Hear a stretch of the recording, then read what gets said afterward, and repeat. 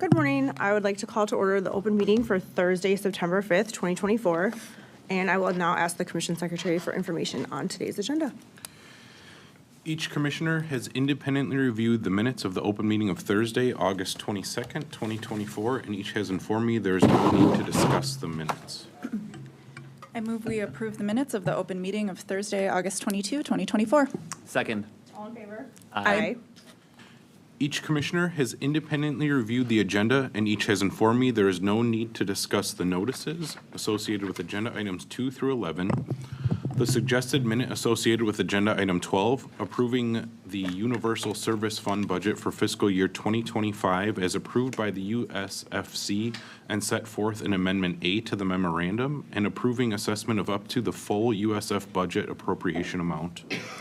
Or the suggested minute associated with agenda item 13, approving NSPW's proposed commercial community conservation program and approving NSPW's proposed residential home energy assessment pilot. Northern States Power Company, Wisconsin is required to submit an evaluation plan for its 2025 programs for Commission staff approval by December 2nd, 2024.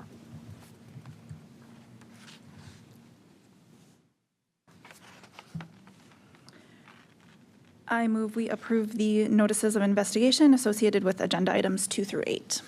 Second. All in favor? Aye.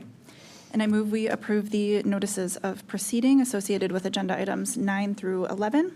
Second. All in favor? Aye.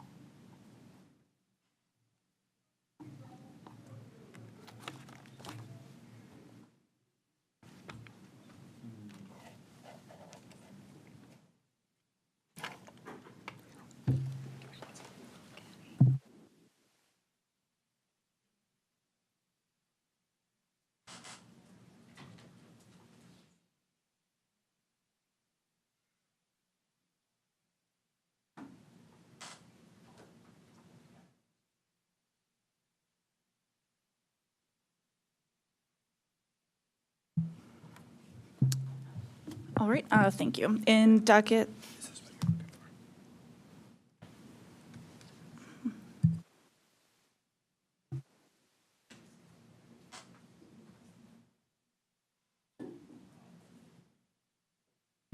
Commission Secretary, could you read back the suggested minute associated with 5 UF 2024, please? Yes, and I realize now that I made an error in my own transcription. It should be set forth in attachment B, not attachment A. Thank you. Okay. In docket 5 UF 2024, I move we approve the proposed fiscal year 2025 USF budget with modifications as recommended in the memorandum and set forth in attachment B, and approve assessment of up to the full USF budget appropriation amount. Second. All in favor? Aye. Thank you. Good catch. Thank Sydney you. would be so proud. In docket 4220 EE 2025, I move that we approve NSPW's proposed commercial CCP and residential home energy assessment pilot and order the utilities to submit an evaluation plan for its 2025 programs for Commission staff approval by December 2, 2024. Second. All in favor? Aye. So that does bring us to agenda item 14, which is docket 6690 EI 119, the request of current electrical services for a waiver of Wisconsin Administrative Code PSC 113.0803 sub 3, which is regarding individual electric meters. So I will spare us all an overview of this one because the commission has had a number of individual meter waiver requests before us in the last couple years. And the commission has also been really consistent in our position on these. We're also in the process of rewriting and overhauling the applicable administrative rules to modernize the language, the framework, and the process. So I'm in the same place that I and the commission have consistently been on these. So for applicability, I'm at alternative 2, which is that the meeting requirements do apply to this property. And then for the waiver, I'm at alternative 5, which would be to deny the request. But I will open it up to either of my colleagues who may be in different positions to discuss this one. Thanks, Chair Strand. I was at Alt 2 for applicability, like you were. I agreed with the comments made by the utility, by Wisconsin Public Service here. I was open to either deny or authorize a temporary in light of the comments filed by the applicant in this case. Okay, thank you very much. Super quickly, just on the temporary waiver, I felt that if the applicant was okay with that, that should have been part of the initial request, and therefore it would have given us more information in the record about that temporary waiver and the timing, because I do think it's unclear, even if it's temporary, if we're at 50 weeks, if we're at 32 weeks, just what the lead time is at this point, and then also kind of, is the lead time related to equipment? Is it related to the utility's ability to hook up? Because they have said in their comments that it's really only going to take 6 weeks for those things to occur. I just don't think we know enough, because this was not created through the lens or framework of a temporary waiver request. So that's why I was at 5 rather than allowing the temporary one to occur, just for more information there. No, I think the same. I think it's just cleaner, and because of the late change in plans here, better to do denial than temporary. Yep. And that does not preclude them from coming back with a specific Exactly. temporary waiver request with the kind of information we would need to decide on that one. So, Yep, thank you. exactly. Thanks. Okay. Thank you. Commissioner Hawkins? Okay, your discussion has been helpful to me. I thought we had seen that there was some response from the applicant that they were comfortable with the 12 months, so I was, well, for applicability, I was at Alt 2. I'll first start there. And then for the waiver, I was at Alt 4 with the modification for a temporary 12-month, but given the discussion the two of you just had, I'm fine with joining you at Alt 5 for that one. Okay, that sounds good. Thank you. Okay, we're ready for a motion then on this one. In docket 6690 EI 119, I move we deny the request of Current Electrical for a waiver of WIS Admin Code, Chapter PSC 113 requirements regarding individual electric metering. Second. All in favor? Aye. Thank you. Okay. So that brings us to the last 3 items on our agenda today, which are 15, 16, and 17. Dockets 2620 CW 104, 2620 WI 100, and 4890 CW 102. So we're going to take those up together because they are related and do overlap. So we'll walk through that. And then we'll talk about positions, and at the very end, make sure that we have all the motions that we need to accurately reflect the action taken today. Okay, so 2620 CW 104 is the application of the Village of Howard for authority to construct a water main extension through the town of Pittsfield to serve non-contiguous customers in the Village of Howard. Docket 2620 WI 100 is the application of the Village of Howard for authority to proceed with installations within the boundaries of the town of Pittsfield to serve non-contiguous customers in the Village of Howard. And docket 4890 CW 102 is the application of the Village of Pulaski to construct a pumping station, pressure control station, and transmission main connection to the Village of Hobart to receive wholesale water from the city of Green Bay. Again, because these 3 are interrelated, I will discuss them together, and then we'll ensure that we've covered all the decision points in each docket when we get to our final deliberations. So I'll start first with the Howard project, again, 2620 CW 104, and just give a little bit of background on that one. So Howard currently provides water service to 7,079 customers in Brown County, and here they are seeking commission approval to construct new water mains. Per Howard's application, the project is needed to supply water to existing properties within Howard's service area and for properties and customers that may eventually annex to Howard within the limits of the town of Pittsfield. The water main extension project, as originally proposed, was comprised of 3 components. However, Howard eventually withdrew its request for the second component during this proceeding, so we won't discuss the second component today. The first component of the project includes approximately 6,700 feet of 16-inch mains that would provide water service to a single residential property, which is referred to as the Howard property, which was recently acquired by Howard and is islanded within Pittsfield. And this project component would also enable Howard to serve 13 properties south of Glendale Avenue within its boundaries. The third component involves installing a 16-inch water main to close a water main loop, thereby connecting two portions of Howard's existing water system. This third component is approximately 3,800 feet long, of which 1,300 feet would be installed within Pittsfield.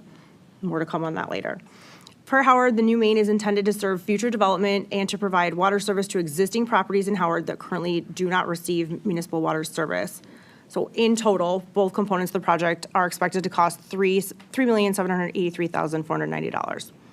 So because the project does exceed the cost threshold and doesn't fit within exempted activities of the relevant statutes, which here is PSC 184.034, Administrative Code, and a certificate, that here we're talking about a certificate of authority, which is required to complete the project. So under Wisconsin Statute 196.49 sub 3 sub B, the commission may refuse to certify a project if it appears that the completion of the project will do any of the following: substantially impair the efficiency of Howard's water service, provide facilities unreasonably in excess of Howard's probable future requirements, and add to the cost of service for Howard customers without proportionately increasing the value or available quantity of service.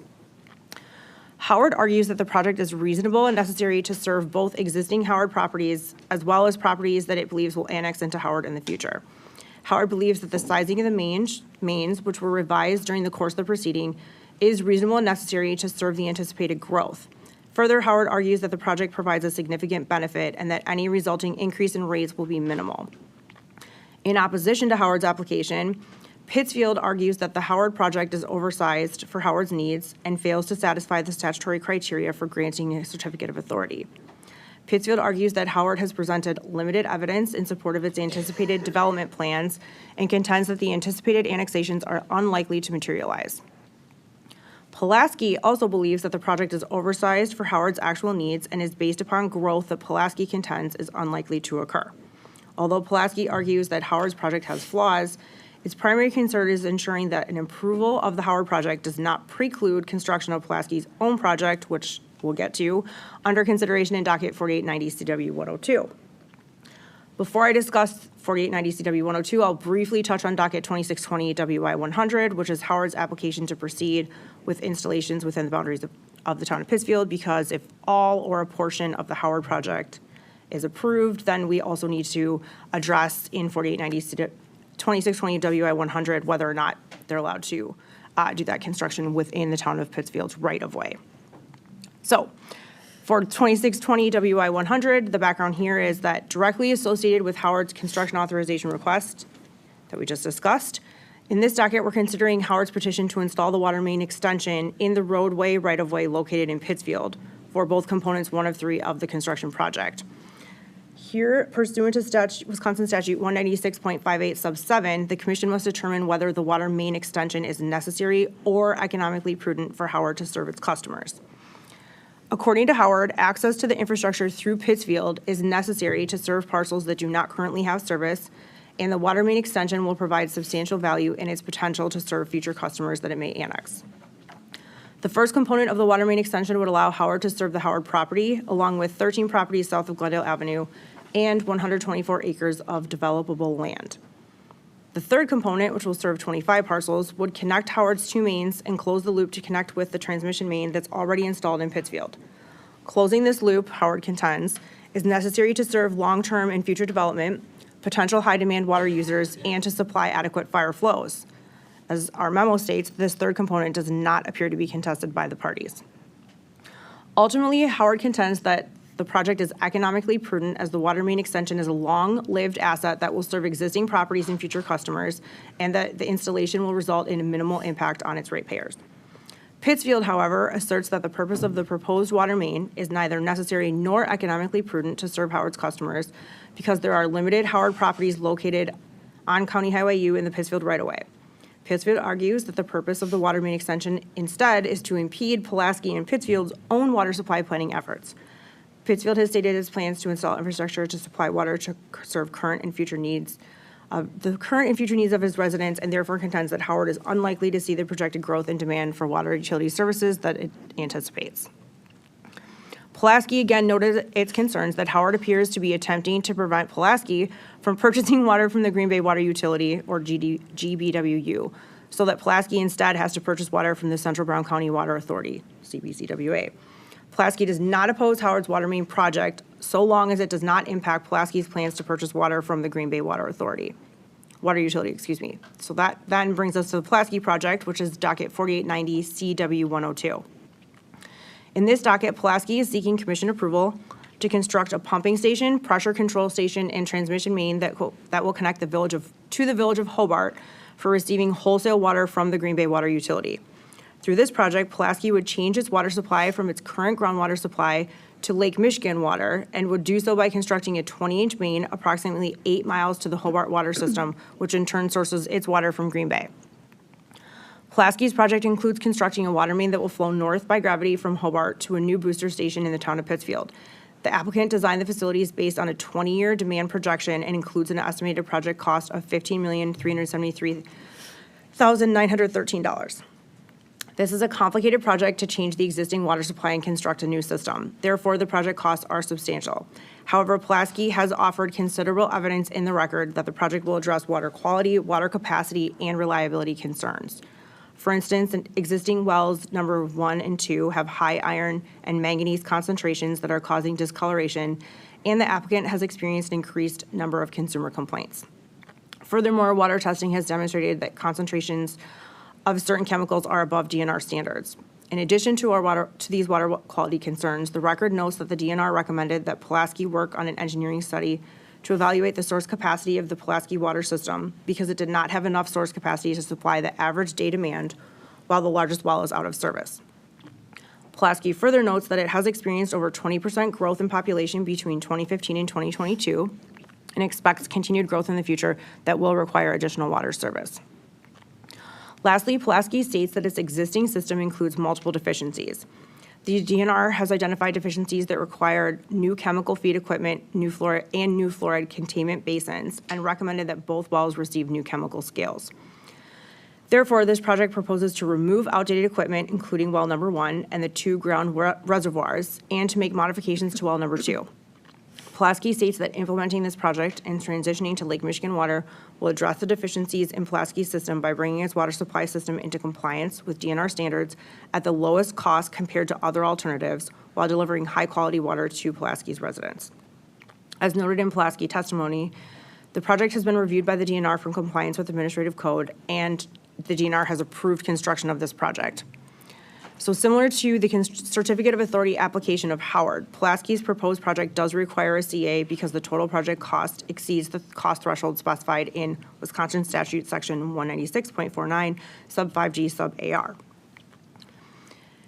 Again, under Wisconsin Statute 196.49, Sub 3, Sub B, the Commission may refuse to certify a project if it appears that the completion will do any of the following: substantially impair the efficiency of Pulaski's water service, provide facilities unreasonably in excess of Pulaski's probable future requirements, and add to the cost of service for Pulaski customers without proportionally increasing the value or available quantity of service. In support of Pulaski's application, Pittsfield argued that Pulaski has demonstrated its need to obtain a new water source, and further maintained that the project has the potential to provide a benefit to Pittsfield, as the project could enable Pittsfield to contract with Pulaski to make retail water service available without requiring property owners to annex into another municipality to receive water service. Howard, however, opposes the Pulaski project. Specifically, it argues that Pulaski could be better served by the Central Brown County Water Authority to the benefit of all parties, and that Pulaski fails to satisfy the statutory criteria for granting a CA.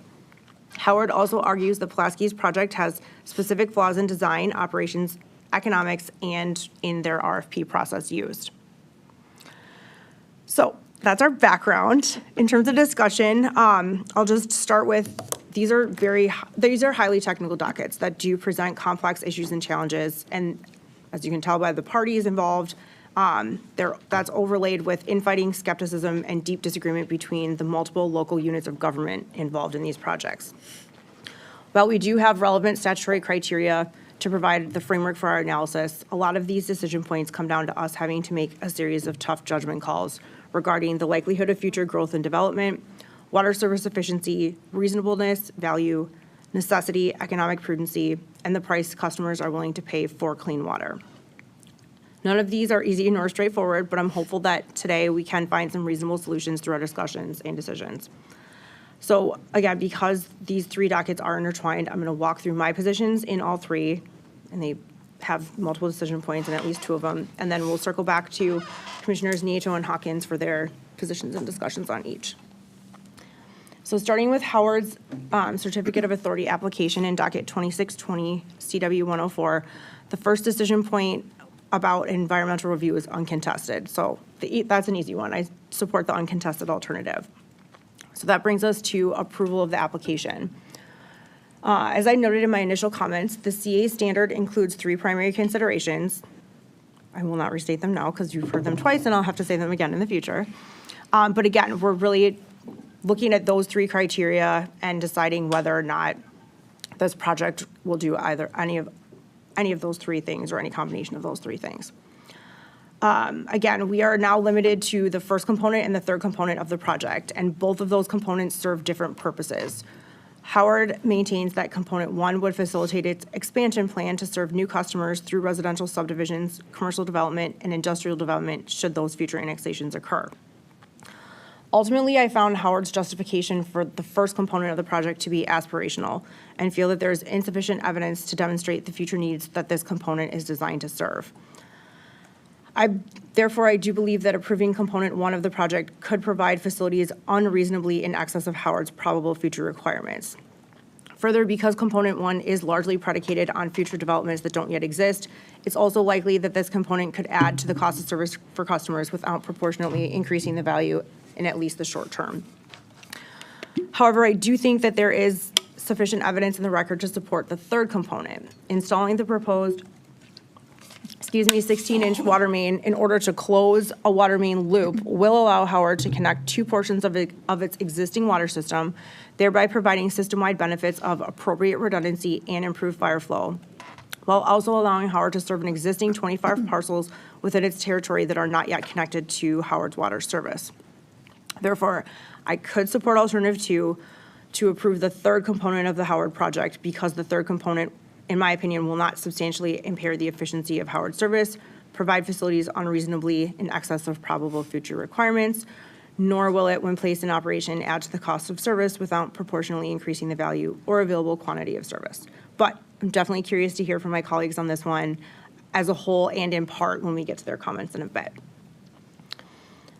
Which next decision then would be in this docket whether or not to impose directives as conditions for approval. So if we determine that we're approving all or part of this project, we do have the authority to attach terms and conditions to the certificate of authority. Our past commission orders approving construction projects that do require CAs have typically included standard order conditions.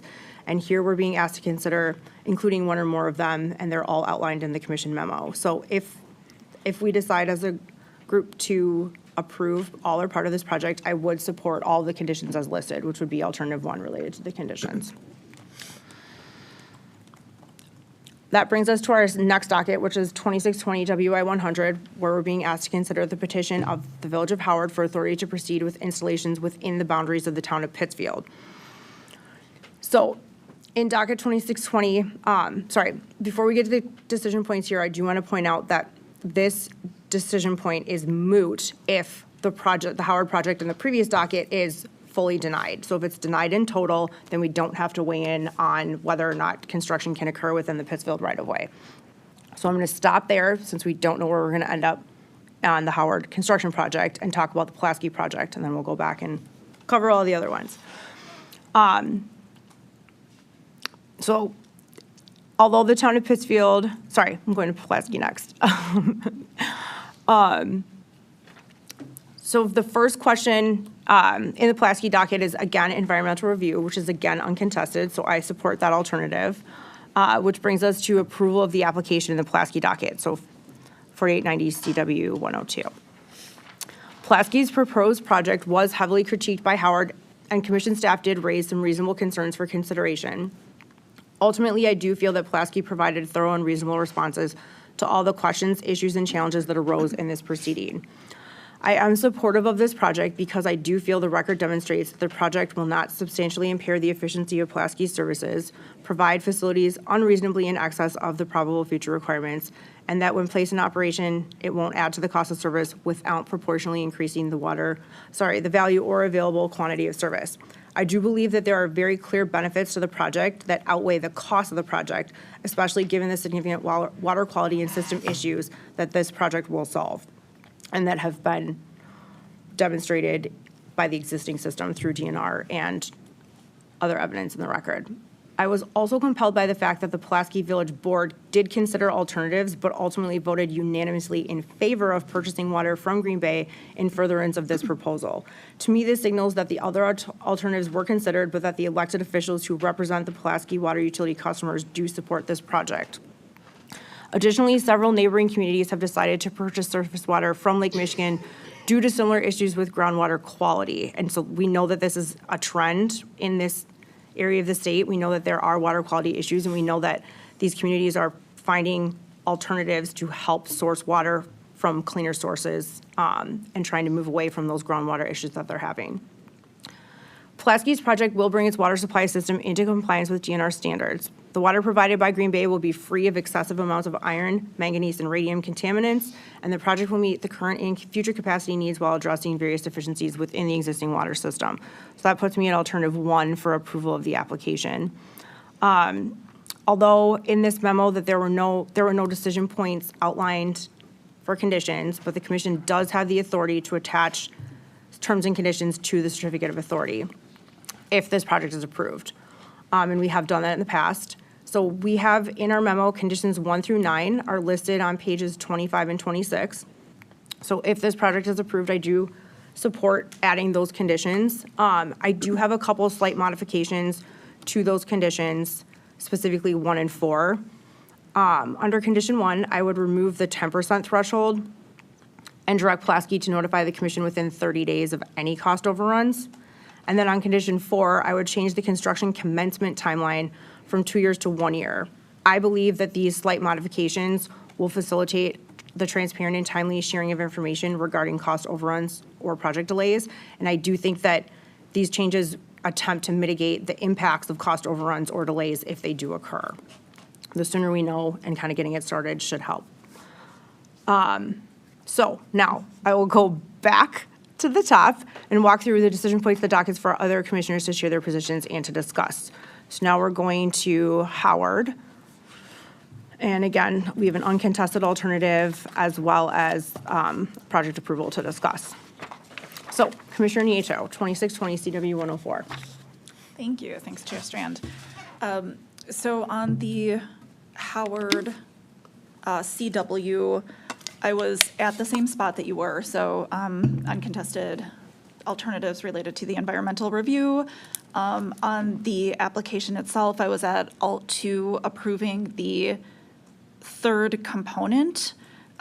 Similarly to your comments regarding the first component, I found the future growth discussion to be a definite possibility, but I didn't find sufficient support that it was probable.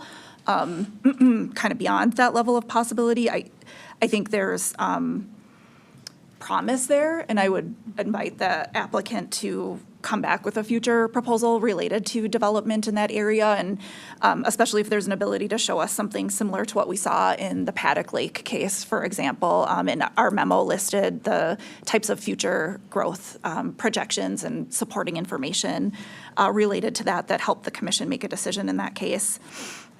That would be helpful. I would comment too, I just, these are tough decisions and tough dockets all around, and ultimately, I think, we all want both applicants to be successful in their planning, and we want all the communities involved to be successful in planning and securing access to safe, reliable, affordable, clean drinking water.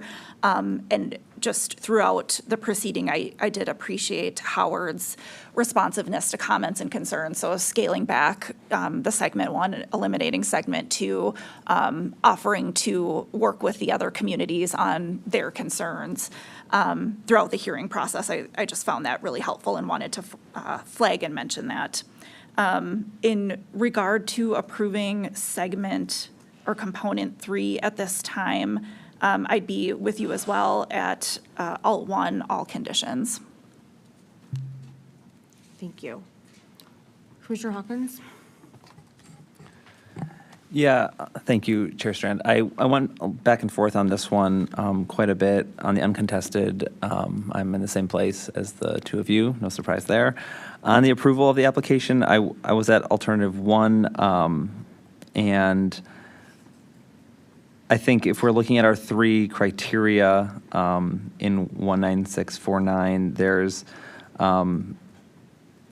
discussion of the efficiency, and there was a lot of discussion of that in the docket, and I don't believe that there was any impairment to the efficiency, and that was well argued and I think clarified, and all the parties started to understand that. We're talking about the potential to be unreasonably in excess of probable future needs, and I came to the fact that there was a lot of documentation in the record of plans to develop in this area, and this is sort of really comprehensive growth plans for the community. And if anything, I thought the applicants, like you said, Commissioner Nieto, willingness to downsize this component, the first component, made this a more reasonable. It is in excess of probable future needs, but I think it was a reasonable amount of being in excess of probable future needs, given that they have plans and there's value in that ability to avoid, larger costs further down the road. And so, given the small price increase in the overall project related to the first component, I was supportive of including both the first and third components, the modified first component, obviously, because there are 14 properties total that could be served by it. I agree the detail of demand is lesser than in some of the other applications that are before us today. But I did find that there was, substantial evidence that there was long-held plans to develop in this area, and that this first component gives the applicant that optionality to do that without unreasonably increasing the costs on customers or anything like that. So I think there's a lot of value in that optionality. Obviously, we're all in agreement that the closed loop for the third component is of great value to the applicant. And so, I was at alt 1 there, and I'd be interested to hear if there's any wiggle room from my colleagues on it at this time, yeah. Thank you.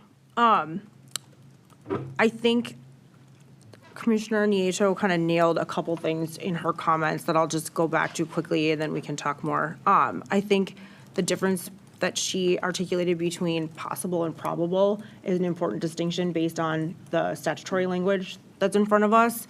Again, I don't think it's not going to happen, but I don't know how probable it is, especially given the time frame and the need now. I also think the Paddock Lake example is a good one because it is an example of precedent that we have where the type of information that provided got the commission to a place of being comfortable with the probable nature of it occurring. I just didn't see anything that definitive at this point now. And then I think the other point that you made that was really helpful was just that this doesn't preclude Howard from pursuing component 1 when we're a little further along with growth and development projections and or actually occurring. And given, hearkening back to the maps, the location of component 1, I don't feel like it's overly disruptive or problematic to come back and ask for that specifically, given, if these things become more probable. Given the location of those things, I think it's kind of west and north, and it won't be kind of redoing or losing economies of scale or being tearing up things that just got constructed. It's just like it would be a further extension in an area that doesn't really have that infrastructure yet constructed. So waiting until we're maybe, again, have better information regarding that aspect of this component of the project, to me, is not problematic in terms of the location and the construction, how they would sequence those things. So I think I'm still comfortable staying with approving only the third component at this time, because I do think that that component of the project does satisfy the statutory criteria that we're looking at here. Thanks to you both. I think you both make good points, and I'd stay at the alternative that I'm at, but I think too, some of Commissioner Hawkins' discussion, this is why I'd be interested in seeing an application for this segment one back. And to some of your comments, Chair Strand, I think seeing an application for this segment back with a little bit more development in terms of the probable future demand. I'm also interested in the comprehensive planning that's going on by Howard, and our ability to support that with a construction authorization here. I think one small piece that is potentially concerning to me about approving now and not looking at that, and something we could see in an application back, is also some of the discussion in the record about how the tariff for new main extensions works and how it impacts customers. And so essentially, these customers, the Howard property, the 13 existing developed customers, they would all be new customers on that main. They would be required to take service from that main, and under the X-2 would be required to contribute to the construction of that main.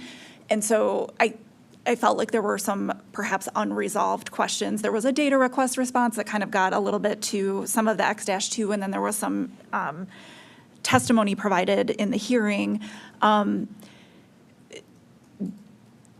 Just in terms of the cost allocation of this main. So if you're constructing a larger main for this potential future demand, and then these existing customers, are they going to be compelled, I would imagine they would, to take service from the main, and then what would their contributions to that main construction be on a larger 16-inch main? Those were a few remaining concerns that I had that also pointed me a little bit more to the side of denying this portion of the segment and asking to see it back, as opposed to approving it at this time. And I, like both of you, went around in circles on this one too. So thank you. Thank you. Commissioner Hawkins? Yeah, thank you both. I think that was helpful to me. I know something that jumped out in my second or third review of this information was the applicant's original indication that they would only move forward with this component if there was a customer identified that would be, the off-taker of it, and then the plan changed with the modification and the downsizing. So I guess to me that says that there's, again, the probable versus possible, these different levels of certainty. And in reviewing the past levels of evidence that the commission has received, this application is pretty far from the types of information we've received as far as development plans, different modifications to zoning, things like that. So while there was the comprehensive area plan, it wasn't at the level of detail that some of the past dockets that we've dealt with got into. So for those reasons, I'm comfortable joining the two of you at Alt 2 and just approving the third component at this time. Okay, thank you. Thank you for the good discussion on that. So we have an answer for 2620 CW 104 regarding the environmental review and the application approval. So now the only thing, I just want to make sure that we're all in the same place on conditions for the third, because the third component would be approved, then do we want to attach conditions to that approval or the certificate of authority for that component? You're there, yes? I'm at all. Commissioner Hawkins, I think you said the same thing. I just want to make sure we're on the same Yep. page with conditions. Yep. Perfect. Did your modifications apply to Nope, this or just Pulaski? just Pulaski. Yep, good question, thank you. So, okay, so we are then, just to summarize, the uncontested WEPA review is okay with us. We're at alternative 2, approve the third component of the Howard project, and then at alternative 1 for the conditions, to attach all the conditions outlined in the memo to the certificate of authority for the approval of the third component. Yes. Okay. Thank you. Great, thank you. Now, because we have approved a portion of the project for Howard, we do need then to take up the 2620 WI 100 question related to authority to proceed with installations within the boundaries of the town of Pittsfield in order for Howard to complete the third component of the project. So here, Howard is requesting the authority to construct the water main extension through Pittsfield to serve its non-contiguous properties. And again, the ripeness of this decision point depends on what we decided to do with the approval of the Howard project. So we will take this up since that project was not denied in total, and discuss construction within that right-of-way in Pittsfield. So here, Pittsfield did not appear to object to component 3. It was not specifically outlined, so we're a little uncertain on that. But component 3 will serve 25 parcels and close the loop to connect the transmission main that's already installed in Pittsfield. And again, would provide benefits to the system regarding redundancy and fire flow. So to me, here, our test is really about economic prudence and necessity. And I think that because this provides those ancillary system benefits and is more limited in scope, that it is economically prudent and necessary, even though it could be or under our statutory test. And again, because I did support the certificate of authority for component 3, in this document, I'm at alternative 1, that the water main extension for component 3 is necessary and economically prudent for Howard to serve its customers, and I would approve the petition to allow them to construct in the right-of-way in the town of Pittsfield. And another question that came up in this document in alternatives is whether or not we have recommendations as to the manner under which the water main installation is made. I don't have recommendations to that, nor do I feel that the record demonstrated that a performance bond is necessary. So that's my position on that, which would put me at alternative 1, none of the sub-alternatives, again, for 2620 WI 100. Commissioner Nieto? Thank you, Chair Strand. I was at the same place. Alternative 1, I would not take up any of the sub-alternatives here. And I am in the same place as the two of you. Okay, thank you very much. Okay, you have what you need on that one? Okay, then we can move forward to the Pulaski docket, which again is 4890 CW 102. Again, our first decision item is uncontested regarding environmental review. So no need to discuss that one. Again, application approval at alternative 1. You guys heard where I am. So Commissioner Nieto, please feel free to discuss that one. Thanks. This one was really hard for me. It's a really close one. I think it is clearly undisputed that Pulaski needs a reliable supply of clean, safe, affordable drinking water at this time and needs to do construction in order to get that. I think what we have before us is a project that I don't doubt at all will provide clean drinking water to the village for decades. The design appears promising. It may allow in its design for future growth without incremental cost as compared to a standard design. Where I found some challenges and some issues is in the cost of the project, the price tag. It represents an approximate 228% future rate increase that will be before us to decide. That's a challenge. And so I had to look really closely and hard at the alternatives analysis here and the support for this particular engineering design. I think ultimately I would have liked to have seen a little bit more discussion in the record on DNR's review and bringing forth the details of that review. Ultimately, we did have the approval documents. We did see DNR's analysis and determination in that regard. I would have liked to have seen kind of for this particular system and taking water from Green Bay, what the system design would have looked like and what the actual quantitative costs would have been for short, mid, long term under more of a quote-unquote standard design as compared to this design that appears to be able to accommodate future growth without that incremental cost compared to the standard design. We did get some testimony saying that it was essentially a wash, that all of the O&M costs, land costs, et cetera, offset the additional costs for the larger main in this case. Ultimately, it's based on the testimony and what was brought into the record here. I have enough today to say that I'll approve the project. I'll want to clearly accept the uncontested environmental conditions. And particularly, it helps me get a little bit closer to that approval, hearing your modifications to the conditions that are directly dealing with costs and some of those concerns. I think the costs are of concern. Looking at this in a future rate case is of concern. And